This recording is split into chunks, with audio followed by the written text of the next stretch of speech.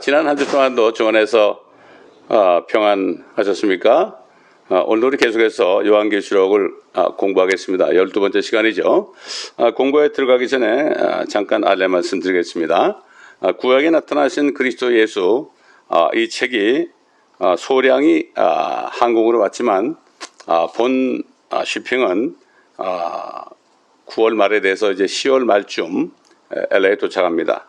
그때 되면 아마 11월 중순경이면은 출판 봉헌 감사 예배를 드릴 수 있을 것 같습니다. 가까이 사시는 분들은 많이 참여하시면 좋을 것 같습니다. 자, 우리가 지금까지 5장을 마쳤죠.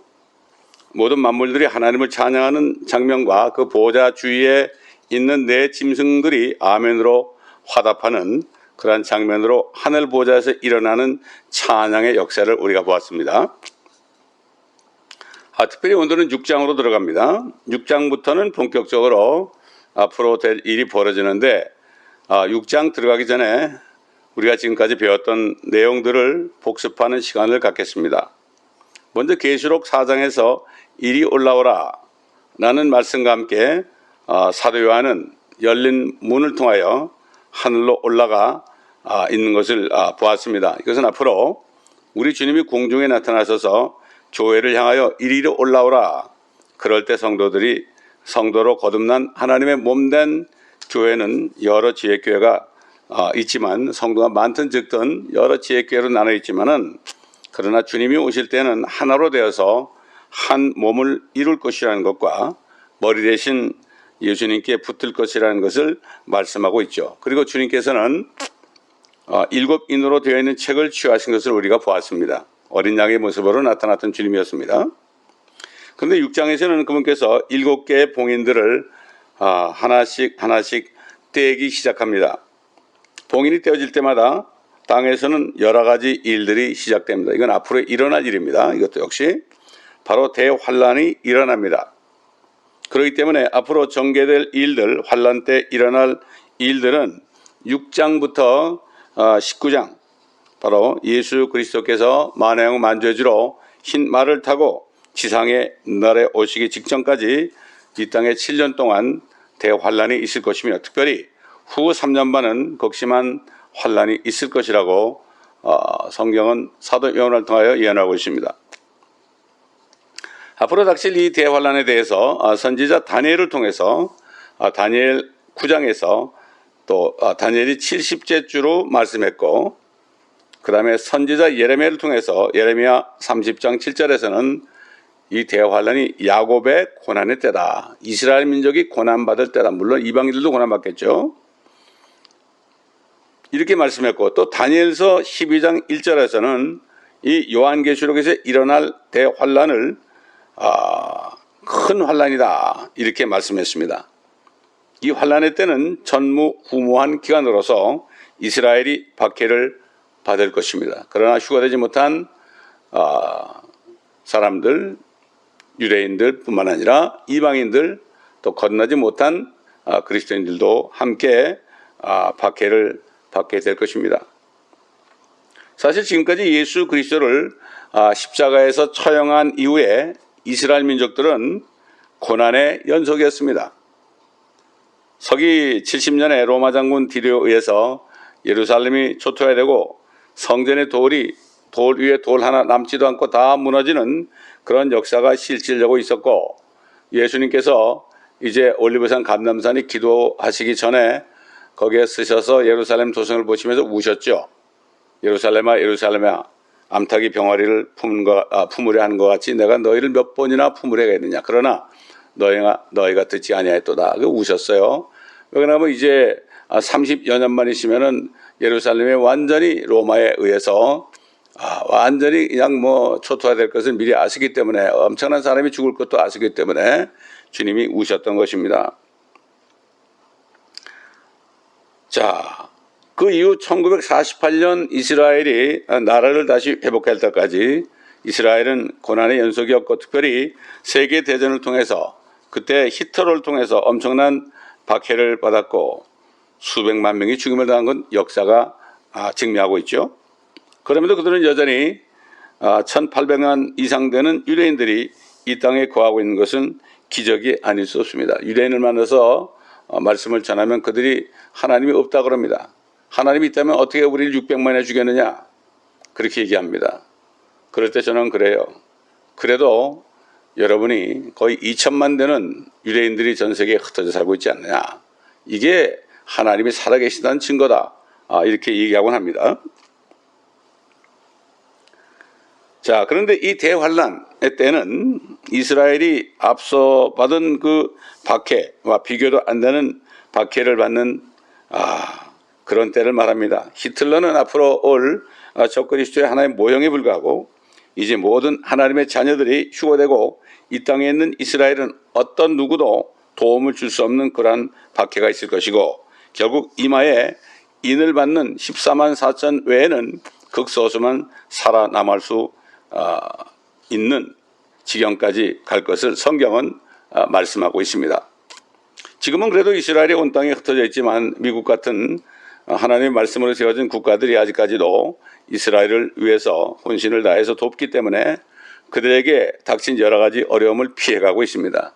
그러나 대환란 때가 되면 무선 환란과 심판이 그들에게 닥칠 겁니다. 그래서 하나님 말씀 시편 여러 군데에서 예루살렘의 화평을 위해서 기도하라. 이런 말씀이 있죠. 이스라엘의 화평을 위해서 기도하는 자가 번성할 것이다. 이렇게 말씀하고 있습니다. 또 로마서 1장 16절에서도 그리스도의 복음은 모든 믿는 사람을 구원에 이르게 하는 하나님의 능력이요. 첫째는 유대인에게요. 둘째는 헬라인에게로다. 첫째가 유대인이 먼저 예수 믿고 구원받아야 된다. 이런 말씀이죠. 유대인들이 먼저 구원받아야 된다. 꼭 기억해야 됩니다. 참 우리가 유대인 한 사람을 구원시키면 이게 얼마나 큰 복인지 모르죠. 그래서 그들이 큰 환란에 넘어가지 않도록 그들을 위해서 기도하고 예루살렘을 위해서 기도하고 예수님이 메시아인 것을 깨닫고 그들이 그분을 영접함으로 구원을 받도록 기도해야 하고 전도해야 하는 것입니다.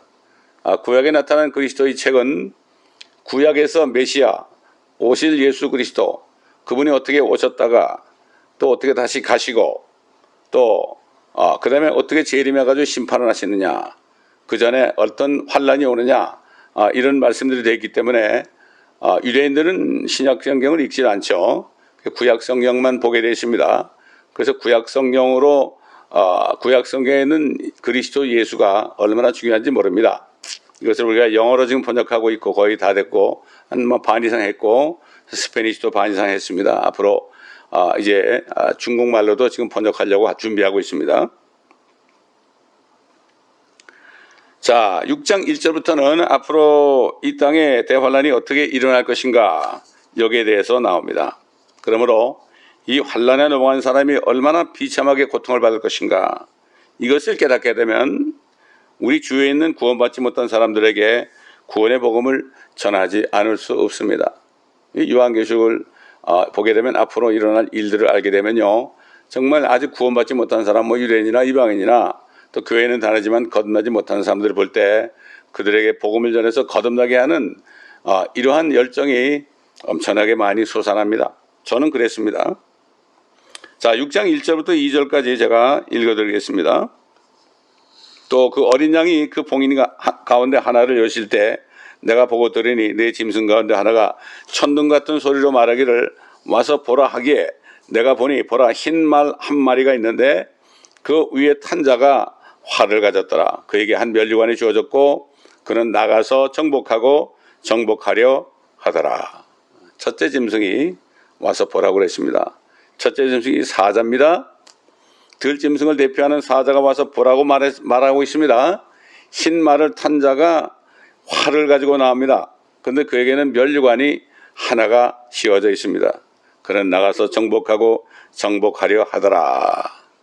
자, 이 6장 1절에 나오는 흰말 탄 한 사람이 나오는데 이 사람에 대해서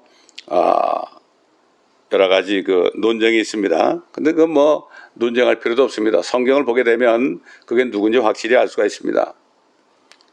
우리 자신의 생각대로 성경을 해석하고 끌고 가는 것이 아니라 성경 말씀은 성경이 해석하고 성경이 우리에게 밝혀주시는 것입니다. 영적인 것은 영적인 것으로 분별한다고 그랬죠. 그러나 불행하게도 이 흰말 탄 사람이 예수 그리스도라고 말하는 사람이 많이 있습니다. 오늘은 거기에 대해서 확실히 알고 짚고 넘어가는 시간이 되기를 원하고 바로 깨닫는 시간이 되기를 원합니다.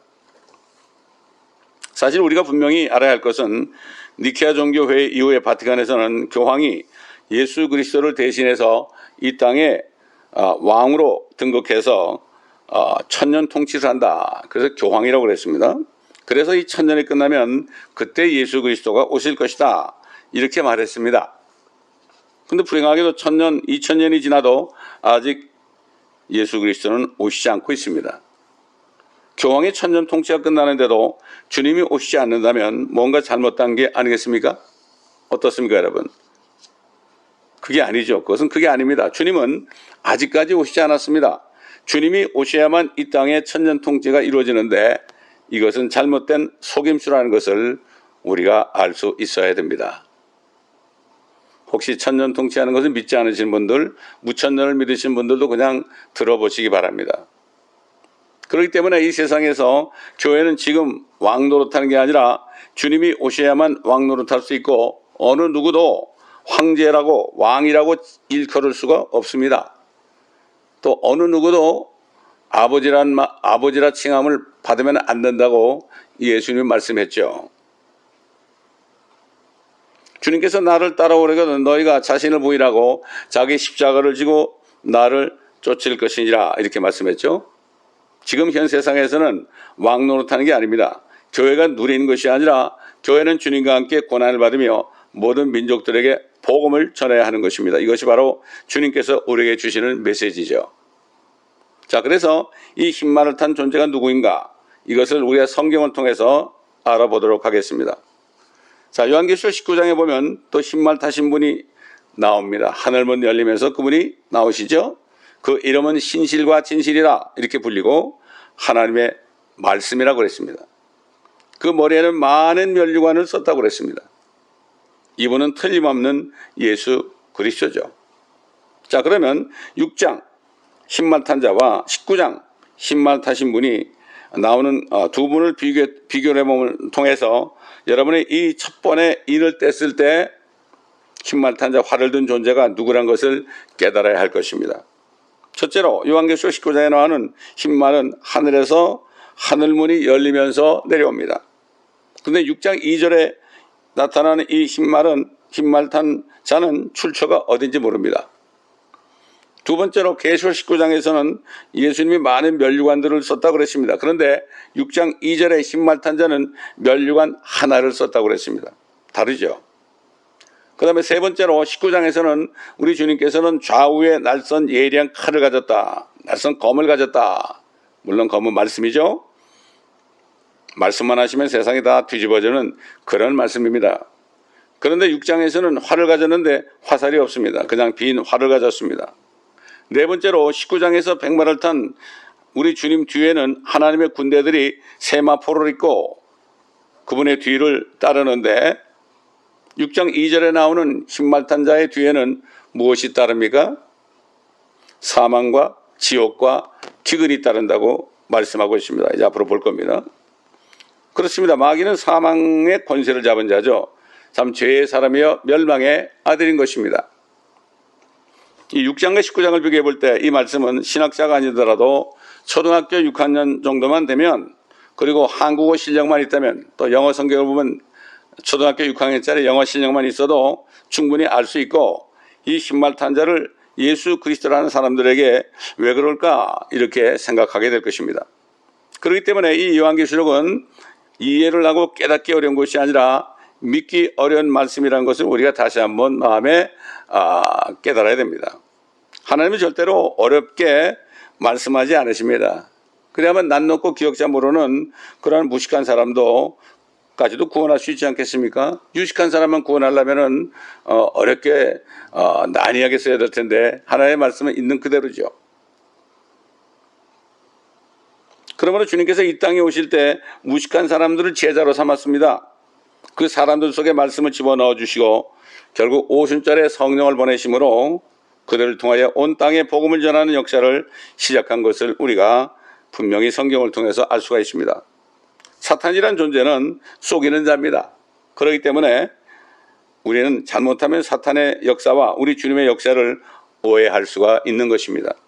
그렇기 때문에 우리는 하나님의 말씀을 바로 알고 진리의 말씀을 말씀에 굳게 서야만, 즉 하나님의 전신갑주를 입어야만 사탄의 그 속임수로부터 우리가 속지 않고 벗어날 수가 있습니다. 사탄은 심지어 하나님의 말씀을 가지고서도 사람들을 속입니다. 우리는 마귀 사탄과 그리스도, 다시 말해서 적그리스도와 그리스도가 어떻게 비슷해 보이는지 속기 쉬운 장면을 우리가 성경을 통해서 찾아보도록 하겠습니다. 첫째로, 예수님께서는 신부의 도성을 갖고 계십니다. 요한계시록 21장에 보게 되면 하늘로부터 새 예루살렘이 내려옵니다.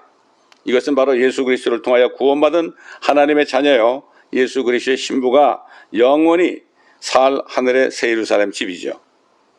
이것은 바로 우리 주님께서 요한복음 14장에 내가 가서 처소를 예비하면 내가 다시 와서 너희를 내가 있는 곳으로 영접하리라.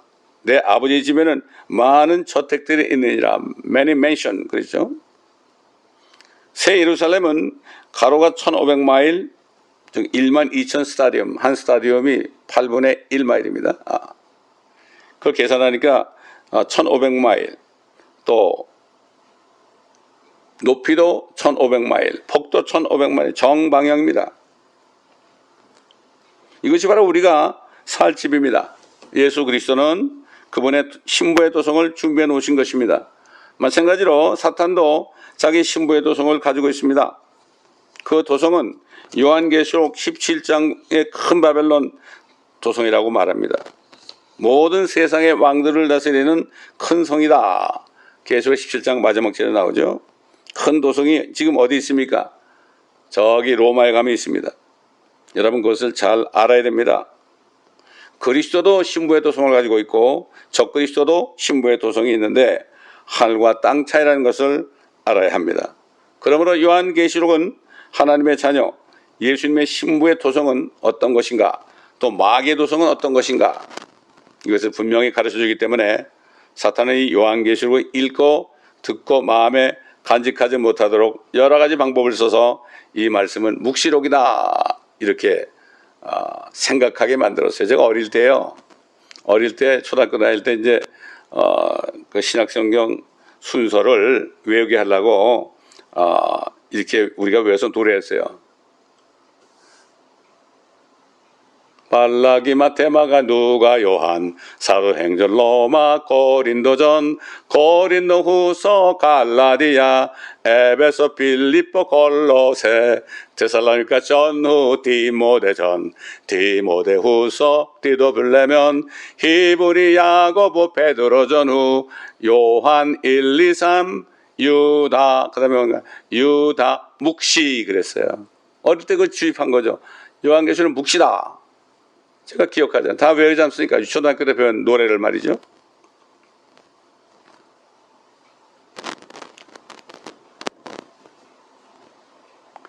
자, 그렇기 때문에 이 말씀을 잘못 해석하면 큰일 나는 거죠.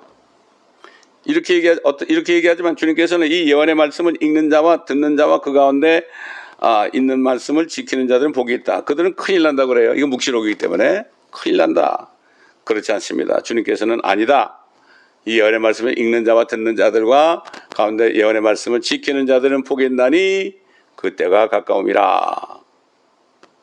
그러므로 이제는 얼굴을 들고 죽은 자 가운데서 일어나서 빛을 발하여야 하는 것입니다.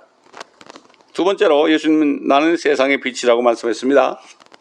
요한복음 8장 12절과 9장 5절에 말씀하고 있죠. 사탄도 빛의 천사로, 광명의 천사로 가장한다고 했습니다. 고린도후서 11장 14절에 보면 그렇게 나오죠. 조금도 이상할 게 없습니다. 사탄은 모방하는 자죠. 그리고 사탄도 자기의 종들이 있습니다. 자기의 종들이 있어서 겉으로는 보기에는 하나님의 종들같이 보이죠. 사탄의 종들도 엄청나게 많기 때문에 그들이 목사라는 직분을 가지고 있던 어떤 그 사역자의 직분을 갖든 간에 결국은 자기의 종들을 교회로 침투시키고 있습니다. 이것을 우리가 바로 알아야 됩니다.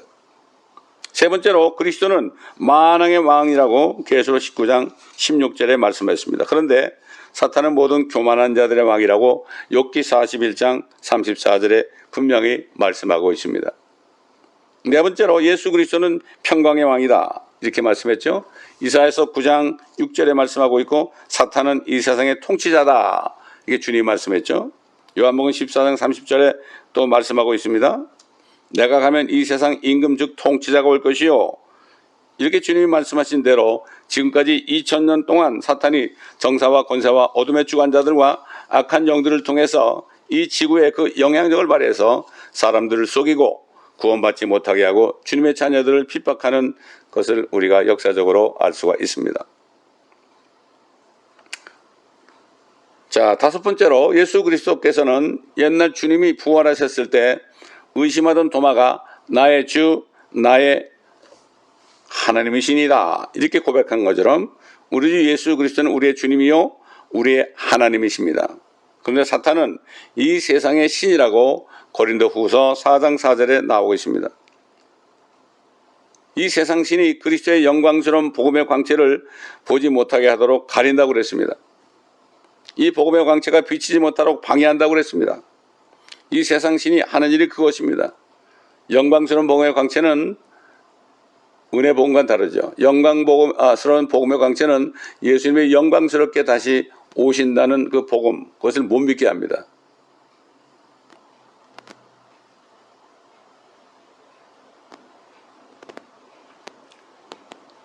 이 세상신 마귀는 참 하나님이신 예수 그리스도까지 말씀으로 그를 속이라고 했죠. 그러나 주님께서는 바로 말씀으로 대적했습니다. 우리가 말씀을 바로 알지 못하면 쏟게 되어 있는 겁니다. 여섯 번째로 예수님은 사탄에게 시험을 받을 때 기록되었을 때 말씀하시면서 물리치셨습니다. 사탄도 기록되었을 때 그렇게 하면서 네 발이 돌에 부딪히지 않게 하리라 이렇게 얘기했죠. 사탄도 시편 91편 11절의 말씀을 인용했어요. 이건 주님이 재림하실 때 감람산 올리브산에 오실 때 그의 발이 돌에 부딪히지 않게 한다는 말씀인데 초림 때 네가 떼어내려면 발이 돌에 부딪히지 않는다 이렇게 속인 겁니다. 우리가 하나님의 말씀을 잘 구분해서 나누어서 공부하지 않으면 율법 시대의 것을 지금 적용할 수가 있고 환난 시대의 것을 지금 적용할 수가 있습니다. 그러면 안 됩니다. 그래서 사도 바울은 디모데에게 목회자 디모데에게 네가 진리의 말씀을 올바로 나누어 공부해서 부끄럽지 않은 일꾼이 되어야 된다 이렇게 말했죠. 지금은 은혜 시대이기 때문에 누구든지 예수 그리스도를 믿고 구세주로 영접하기만 하면은 구원받는다는 것입니다. 그분의 보혈을 통해서만 우리가 구원받는다는 것을 우리가 절대로 놓쳐서는 안 됩니다. 그 예수 그리스도의 피 공로 외에는 어떤 인간의 다른 선한 행위가 구원받는 조건이 된다고 하는 사람이 있다면 이는 바로 다른 복음을 전하는 것이고 이 다른 복음을 전하는 이는 저주를 받을 것이다. 사도 바울이 갈라디아에 있는 성도들에게 증거했죠. 그랬습니다. 우리는 분명히 이것을 알아야 됩니다. 우리가 말씀을 바로 적용하고 바로 깨닫지 않으면 말씀을 아무리 많이 알더라도 잘못될 수 있다는 것을 알 수가 있고 부끄러운 일꾼이 된다는 것을 기억해야 됩니다. 디모데후서 2장 15절을 찾아보시기 바랍니다. 일곱 번째로 예수님은 요한계시록 5장 5절에 유다지파의 사자라고 그리고 유다지파의 사자가 이겼다 이렇게 말씀했습니다. 그런데 사탄은 베드로전서 5장 8절에 사탄은 우는 사자처럼 삼킬 자를 찾아 두루 다닌다고 사도 베드로가 말씀한 것을 우리가 알 수가 있습니다. 결론적으로 이 요한계시록 6장 2절에 있는 흰 말을 탄 자는 예수 그리스도가 아닌 적그리스도인 사탄과 연관이 되고 4절에 가보면 전쟁이 그 뒤를 따르고 5, 6절에 가게 되면 기근이 그 뒤를 따르고 또 8절에 가면 사망과 지옥이 그를 따른다는 것을 볼 수가 있습니다. 또한 그는 하나님의 말씀을 믿는 자들을 죽이고 9절 가보면 나오죠. 그의 사역은 17절에서 하나님의 진노의 날에 끝이 나는 것을 우리가 볼 수가 있습니다. 여러분 어떻습니까? 이 6장에 나오는 흰말 탄 자는 빈 활을 가진 적그리스도이지 하나님의 말씀에 검을 가지신 예수 그리스도가 아니고 멸류관 하나 쓰고 이 땅에서 왕노릇하는 바로 세상신인 마귀라는 것을 절대로 잊어서는 안 될 것입니다. 이 적그리스도를 그리스도라고 잘못 이해하게 되면 모든 성경이 비틀어지고 잘못되게 됩니다. 첫 단추를 잘못 잘 끼워야만 옷이 제대로 입혀지죠. 지금 첫 단추를 잘 끼우셔서 앞으로 나올 말씀들이 잘 깨달아지는 여러분 모두가 되시길 바랍니다. 자, 이제 두 번째 봉인을 엽니다. 두 번째 봉인을 열 때 붉은 말이 나옵니다. 붉은 말이 나오죠. 이 붉다는 뜻은 전쟁을 말하죠. 전쟁에서 피가 튀죠. 예, 그렇게 붉은 말이 나옵니다. 6장 3절 4절을 제가 읽어드리겠습니다. 어린 양이 둘째 봉인을 여실 때 내가 들으니 둘째 짐승이 말하기를 와서 보라 하더라. 이제 붉은 다른 말이 나오는데 그 위에 앉은 자에게 땅에서 화평을 제거하는 권세가 주어졌으니 그들이 서로 죽이더라. 또 그에게 큰 칼로 주어졌더라. 여러분, 이 붉은 말이 나온 때가 가까운 것 같지 않습니까, 여러분? 가까운 것을 지금 느낄 수 있어야 됩니다. 그렇지 않습니까, 지금? 전쟁하고 있잖아요, 지금. 그 전쟁이 어떻게 번질지 모르잖아요. 뭐 핵무기를 쓰겠다고 그러잖아요. 에? 푸틴도 그러고, 김정은이도 그러고 그러잖아요. 이런 걸 볼 때 우리는 그 말들을 통해서, 이제 붉은 말 나올 때가 거의 됐구나. 대환란이 가까웠구나 하는 것을 알 수 있어야 되죠. 이 둘째 짐승은 송아지입니다. 송아지가 와서 보라고 그랬어요. 송아지가. 결국 다시 말해서 흰말 탄 자 뒤에는 전쟁이 따를 것을 말씀하고 있습니다. 흰말 탄 자의 뒤에는 붉은 말이 따라갑니다. 다시 말해서 적그리스도가 나타나면 그 뒤에 전쟁이 나타나게 돼 있습니다. 휴거가 나고 적그리스도 나오고 그러면 이제 붉은 말이 나오게 돼 있죠. 그렇기 때문에 지금도 전쟁이 끊이지 않고 일어나지만 그때 전쟁은 더 엄청날 것입니다. 엄청날 것입니다. 세계대전 옛날 1차, 2차 세계대전하고는 비교가 안 될 것입니다. 이제 6장 5절에 넘어가면 세 번째 인이 띄어집니다. 검은 말이 나옵니다. 어린 양이 셋째 봉인을 여실 때 내가 들으니 셋째 짐승이 말하기를 와서 보라 하더라. 그래야 내가 보니 보라 검은 말 한 마리가 있는데 그 위에 탄 자가 그의 손에 저울을 가졌더라. 왜 저울을 가졌을까요? 이 셋째 짐승은 사람의 모습을 하고 있습니다. 여기서 색깔이 굉장히 중요하죠. 흰색은 보통 순결, 결백을 상징하죠. 그러나 적그리스도도 광명의 천사로 가장한다는 사실을 잊지 말고 붉은색은 전쟁을 의미하는 것이고 검은색은 기근을 의미한다는 것을 우리가 알 수가 있습니다. 바로 이 기근은 검은 말의 말급소리와 함께 이 세상에 엄청난 기근이 올 것을 말씀하고 있습니다. 지금 우크라이나 전쟁을 통해서 또 여러 가지 사건을 통해서 또 기후변화를 통해서 지금 학자들이 뭐라 그럽니까? 이러다간 식량이 부족할 것이다. 심지어 한국까지도 식량이 부족하게 될 것이다. 이렇게 다들 얘기하잖아요. 그러나 아무것도 모르는 사람은 평안하다, 안전하다. 우리 집에 먹을 것이 있으니까 괜찮겠지. 이런 사람들이 대부분 아닙니까? 우린 나무를 보지 말고 숲을 봐야 됩니다. 세상 전체 숲을 볼 줄 알아야 됩니다. 자, 그 위에 탄 자가 그의 손에 저울을 가졌더라. 왜 저울을 가졌을까요? 6장 6절의 그 이유에 대해서 알아보겠습니다. 그때 네 짐승들의 한가운데서 한 음성을 들었는데 말하기를 밀 한 대가 한 데나리온이요 보리 석 대가 한 데나리온이라 하고 또 너는 기름과 포도주는 손상시키지 말라 하더라. 자, 이게 한 데나리온은 로마 병정이 하루 받는 급료를 얘기하죠. 호머의 오디세이에 보면 그 말이 나옵니다. 우리가 여기서 볼 수 있는 것은 환란 때 사람들은 로마 병정들이 하루에 받는 돈으로 겨우 밀 한 대와 보리 석 대밖에 살 수가 없으니 얼마나 궁핍하겠습니까? 지금도 세상에 어려운 데는 굶어 죽는 데가 있습니다. 앞으로 적그리스도가 나타나면 세상에 있는 수많은 사람들이 다 같이 이렇게 기아의 선상에 허덕이게 될 것이라고 성경은 말씀하고 있고 우리는 그 징조를 지금 보고 있는 것입니다.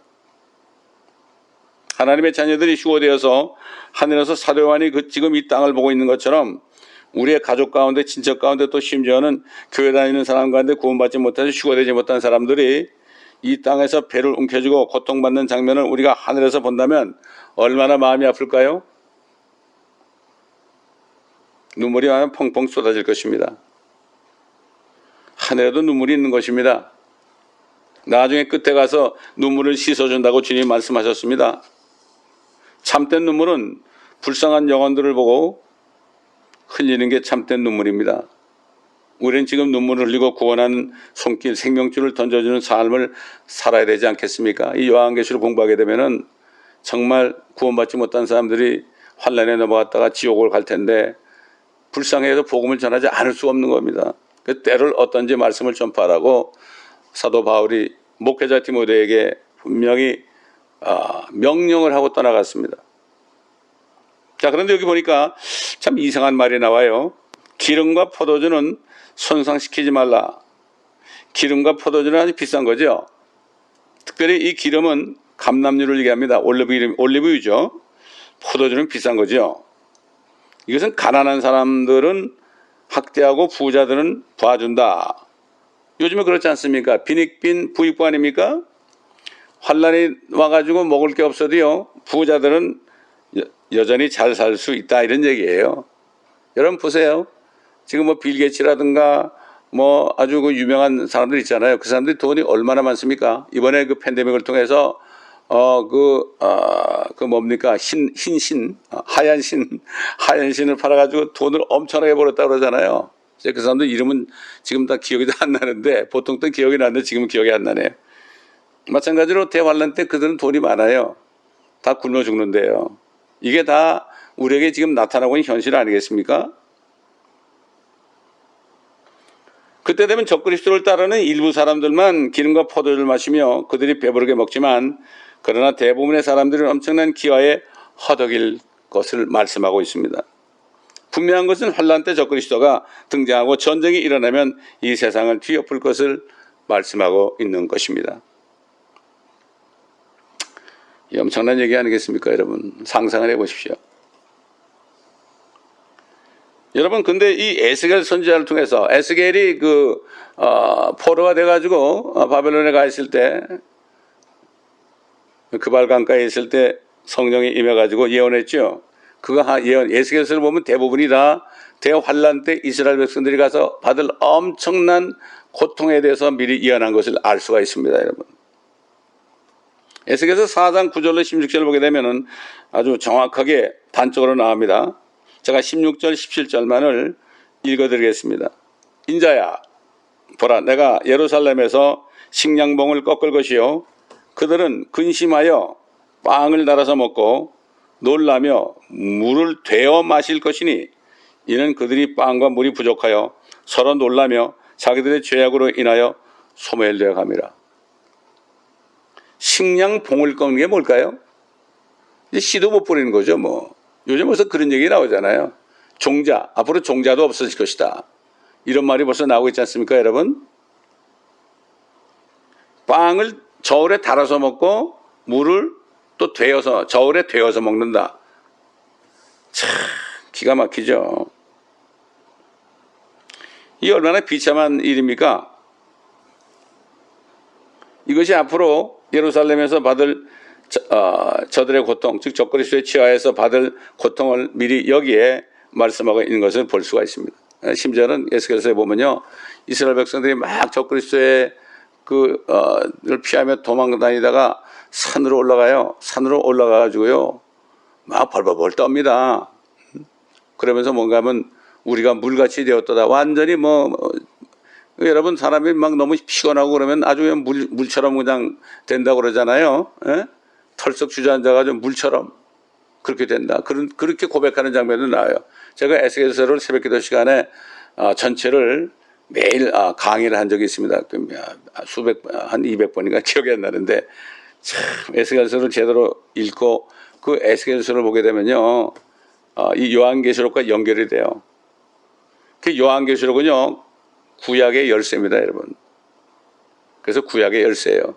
그래서 요한계시록을 보게 되면 구약에서 예언한 것이 이루어지는 거예요. 그래서 구약에 나타나신 그리스도 책이 그렇게 중요한 겁니다. 미리 아셔야 됩니다, 여러분. 구약에 나타난 그리스도지만요, 이것은 나타나신 그리스도가 오셨죠, 또 가셨죠, 또 휴거 때 공중에 나타나시죠, 대환란 끝에 세상에 나타나셔서 심판하시죠, 왕국을 세우시죠. 야, 이것이 다 나와요. 그러니까 결국 구약에 나타난 그리스도 이 책은 말이죠, 성경 전체가 다 커버되어 있습니다. 이게 56강의로 되어 있어요. 이 책은 문체로 되어 있지 않아요. 제가 강의한 것을 저희 교회 집사님이 녹취한 겁니다. 그러니까 이게 제가 얘기한 걸 그대로 녹취했기 때문에 읽는 것도 아주 쉬워요. 그대로 뭐 그렇게 했습니다. 그런 식으로 나와요. 그렇습니다. 이렇게 나옵니다. 책이 뭐 두껍다고 950페이지 정도 되는데 두꺼운 게 아니라 왜냐하면 하루에 한 강의만 읽으면요. 2달이면 다 읽습니다. 2달이면 다 읽습니다. 이 말씀을 들으신 분들 어떤 방법으로든지 이 책을 구해서 읽어보시기 바랍니다. 멀리 계신 분들은요, 저에게 이메일을 저희 지금 영상에 이메일 넘버가 나오죠. 이메일에 여러분의 이메일을 주시면 인터넷 프로그램이 만들어놨어요. 그런 분들을 위해서 만들어놨으니까 그런 분들에게 제가 이메일로 책을 보내드리겠습니다.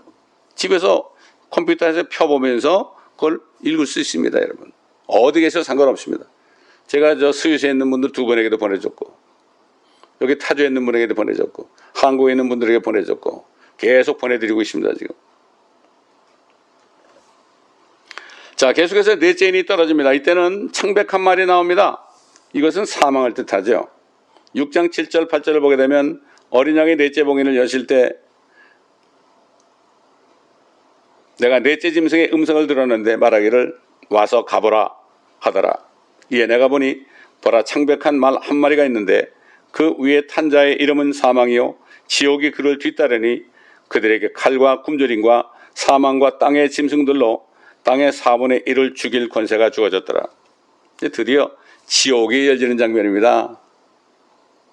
지옥이 열리고 창백한 말, 그리고 그 말탄 자의 이름이 바로 사망이다. death라고 그랬습니다. D자가 대문자입니다. 사망이라는 이름이 대문자로 나오죠. 이것은 사망을 의윤화시킨 것입니다. 성경에서 죽이는 것이 자기의 의무고 이 권세를 위임받은 천사를 볼 수가 있는데 히브리서 2장 14절을 보게 되면 하나님은 사망의 권세를 사탄에게 준 것을 알 수가 있죠. 또 요한계시록 9장 11절에 보면 이 사탄은 히브리어로 아바돈이요 헬라어로 아폴론이라는 뜻, 파멸, 파괴자라는 뜻을 가지고 있습니다. 데살로니가후서 2장 3절에도 멸망의 아들이 나타납니다. 이게 바로 죄의 사람이죠. Son of Perdition입니다. 예수님께서 마지막 기도할 때 제자들을 위해서 기도하시면서 아버지께서 주신 자들을 내가 한 사람도 잃어버리지 않았습니다. 그러면 다만 한 사람, 멸망의 아들 외에는, Son of Perdition 외에는 다 잃어버리지 않았습니다. 그렇게 했죠. 그런데 데살로니가 후서에 사도 바울이 휴거될 때 되면은 배교가 일어나고 그리고 그 다음에 멸망의 아들이 나타나야 된다. 그때 휴거가 일어난다. 이렇게 말씀하고 있습니다. 그때도 멸망의 아들은 Son of Perdition 그렇게 얘기했죠. 여러분 멸망의 아들이 누굽니까? 예수님께서 멸망의 아들 외에는 그랬잖아요. 가룟 유다 하나 외에는 다 예수님이 다 그들을 잃어버리지 않았다는 얘기죠. 멸망의 아들. 가룟 유다가 멸망의 아들입니다. 그가 어떤 모습으로 나타날지 모르겠습니다. 저는 단정을 할 수 없습니다. 지금 어떤 사람 누구다 어쩌고 그러는데 그건 말도 안 되는 소리입니다. 성경을 봐야죠. 그 위에 탄 자의 이름은 사망이요 그 뒤에 지옥이 따르더라. 요한계시록 9장 11절에 보면 끝없이 깊은 구렁, 즉 무저갱이죠. 무저갱에 살던 자들이 밖으로 나오는 것을 볼 수가 있습니다. 혼이 지옥으로 내려가면요 그 혼이 점점 부패해서 마침내 동물의 형태로 변한 것을 우리가 볼 수가 있습니다. 그리스도인들은 나중에 부활할 때 그리스도를 닮습니다. 요한에서 3장 1절로 6절에 나오잖아요. 우리가 아직 어떻게 될 것은 나타나지 않았지만 그가 나타나시면 우리가 그와 같이 될 것을 우리가 아노니 그랬죠. 예수 그리스도와 똑같이 된다. 사도 바울도 그랬잖아요. 그분께서 나타나시면 우리의 천한 몸을 그분의 영광스러운 몸처럼 변모시키시리라. 그리스도와 똑같이 된 거예요. 그러니까 예수를 믿지 않는 사람들의 혼은 어떻게 될까요? 사탄의 형상을 담게 되겠죠. 사탄이 뭐죠? 붉은 용입니다. 큰 벌레입니다. 구원받지 못한 사람들은 그 아버지 사탄의 용이요 뱀 같은 벌레 모습으로 나타나는 것을 성경은 말씀하고 있어요. 여러분 이사야서 66장 24절에 이런 말씀이 있습니다. 그곳에는 그들의 벌레도 죽지 않고 불도 꺼지지 아니하리라. 이 말씀을 두 가지로 생각하고 있는 사람들이 있어요. 하나는 구원받지 못한 사람들은 그들의 몸이 벌레처럼 된다. 사탄처럼 된다. 그리스도가 아니라 적그리스도처럼 된다. 이렇게 볼 수도 있고요. 그들의 몸에 붙었던 벌레들이 죽지 않는다. 뭐 구더기가 막 그냥 사람 몸을 뜯어먹는 사람들이 있죠. 뭐 어쨌든 상관이 없습니다. 이렇게 비참하게 되는 겁니다. 이렇게 엄청난 일들이 앞으로 조만간 일어날 것입니다. 우리는 더 열심히 복음을 전해서 우리 주위에 있는 어떤 사람도 이 자리에 넘어가지 않도록, 전쟁과 기근과 사망에 고통받지 않도록 지금 복음을 전하여 주님 오실 때 우리 함께 휴거될 수 있도록 기도하며 저들을 권면하고 복음을 전하는 여러분 되시기를 예수 그리스도의 이름으로 축원합니다. 잠깐 기도하겠습니다. 아버지 하나님, 오늘도 때에 따른 말씀을 증거하게 한 것을 감사합니다. 이 말씀을 듣는 사람들 정말 예수님께서 제자들의 눈을 열어주신 것처럼 지금 들은 분들 저들의 지각을 열어주셔서 오늘 이 들은 말씀들이 깨달아지게 하시고 아버지 그 대환란의 날 능히 피할 수 있도록 정말 죄인임을 주님 앞에 자백하고 그리고 주 예수 그리스도를 믿음으로 전심으로 믿어 영접하여 성령을 받아 주님의 자녀가 되고 그리스도의 신부가 되어 그리스도께서 신부를 데리러 공중에 나타나실 때 모두가 다 공중으로 이끌려 구름 속으로 들어가 주님을 만나 주님과 함께 영원토록 사는 축복을 누리게 도와주옵소서. 한 사람이라도 이 말씀을 듣고 오늘 구원받는 사람이 있다면 저는 정말 감사할 뿐입니다. 한 영혼 한 혼이 천하보다 귀한 것을 주님이 예전에 저에게 가르쳐 주시기 때문입니다. 이런 사람들이 나타나는 축복된 시간이 되게 하여 주옵소서. 감사하며 우리 주 예수 그리스도의 이름으로 간절히 기도드리나이다. 아멘.